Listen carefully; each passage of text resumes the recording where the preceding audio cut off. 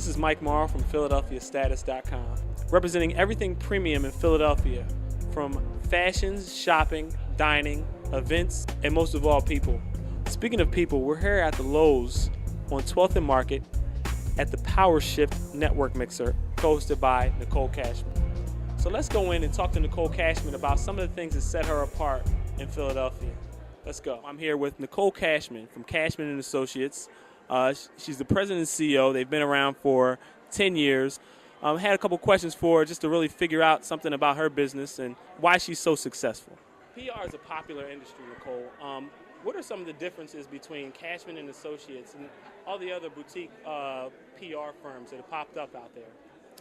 Well, I think it's the difference between Cashman & Associates and the other PR firms that have sort of come up over the last 10 years I've been in business is longevity.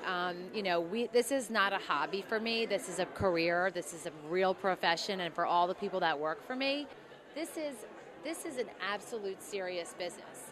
People put their businesses in my hands, and we take it very seriously.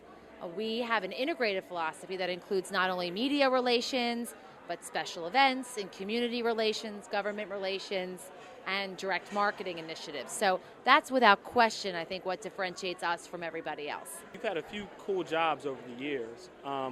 What made you choose PR and what made you choose entrepreneurialism? Well, I've been fortunate that I have had some great jobs over the years. I started out as a public relations director for Bloomingdale's in New York, and I was the youngest director in the history of the company. I also was recruited back to Philadelphia by Hex and Strawbridge's, where I ended up being a divisional vice president of public relations. And then after receiving a couple awards and getting some press, one of the 50 people to watch by Philadelphia Magazine in the Power issue and some good articles, I always had the ambition. I always had the drive. I never was intimidated by working for myself.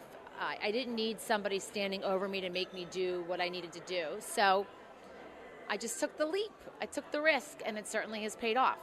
Okay. Now that leap and that risk is something that everybody is a little nervous about. What is one of the biggest obstacles that you've had, starting off? Back when you first started Cashman Associates, what's that biggest obstacle? The biggest obstacle when I first started Cashman & Associates was really financial.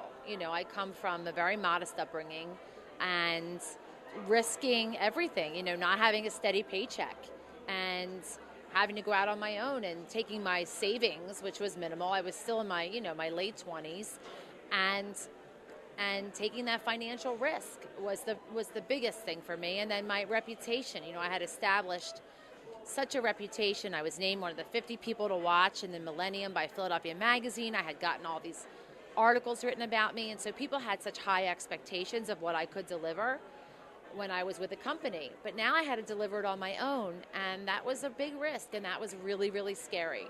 Okay. Now, off topic, over the past few years, I've heard the nickname PR Diva given to you.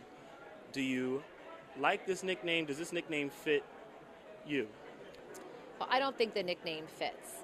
I think that people like to put a name on something that they don't understand, and I think that aggressive, strong, powerful, hardworking, independent women often get pegged diva, and I think that's really unfair. I think that I pride myself in how I handle myself, and I never throw temper tantrums. And you didn't get a 5-page rider from me for this interview. I didn't have to have a special kind of water or be in a special place. I think that it's unfair, and I would never use that name towards anybody else in my business. Okay. None of us are divas. So I guess the last question I have for you is give those entrepreneurs or those people that are looking to get into PR one piece of advice that you would want to stick in their minds when they're going to start, their businesses. Well, I don't need anybody starting a PR firm, so we'll start with that. No, Okay. I'm only kidding. No, but for entrepreneurs, I think that, my best advice is to just do it. It seems so cliche and something that everybody says, but really just do it. Give it a try. If it doesn't work the first time, try it again. Really be honest with yourself about what your strengths are and your weaknesses. You know yourself what you can do and what you can't do and what feels natural. Have integrity and be honest.